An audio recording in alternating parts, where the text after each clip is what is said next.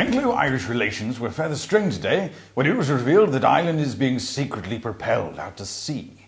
Analysis of time-lapse satellite photography clearly shows that since 1988, the Republic has moved approximately 1,500 miles due west. Independent studies point to a number of secret installations on the east coast at locations owned by the British government as being responsible for this drift. A delegation from the Republican government arrived in London on Thursday to lodge a formal protest. We go now live to our reporter Tim Mannock, who is at Westminster. Tim, has there been any response from the UK government so far? Well, the government hasn't made a statement as yet. They're currently behind me in an all-night meeting, an emergency meeting, to determine what response they're actually going to give to these allegations. We've been told that there will be a press statement made early tomorrow morning, although what they're going to say in that statement is quite frankly anybody's guess. And what are the attitudes of the Irish delegates? Well, I think it's fairly safe to say that the Irish delegates are a mite ticked off. Behind me there's actually a small delegation camped on the grass outside the Houses of Parliament. For Ireland, this has become a huge thing.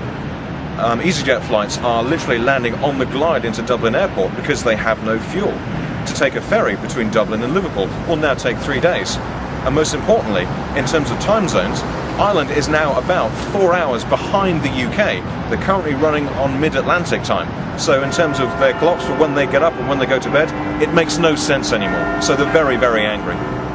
Is there any indication as to how much longer Ireland will remain part of the United Kingdom?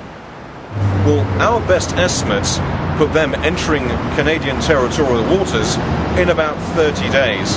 And that's when the real fireworks will start. Because Canada has already made it fairly clear that they don't particularly want the UK's cast-offs.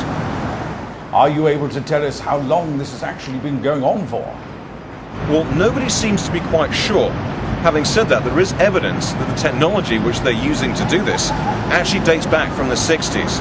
Because during that time there was a major problem with the Isle of Wight, where it was actually drifting down the channel and was in danger of ramming and sinking Hayling Island. So the government basically rallied round and managed to fit large outboard motors on the coast between Sandown and Ryde to kind of keep it at the bottom of the Solent. And we think that's what's been happening here. In terms of when they actually started to do that with Ireland itself, we think probably roughly the late 80s, because scientists say that's how long it would take to actually build up the inertia to start to push the island out into the North Atlantic. Thank you, Tim Mannock. Thank you. And now we go to the sports news with...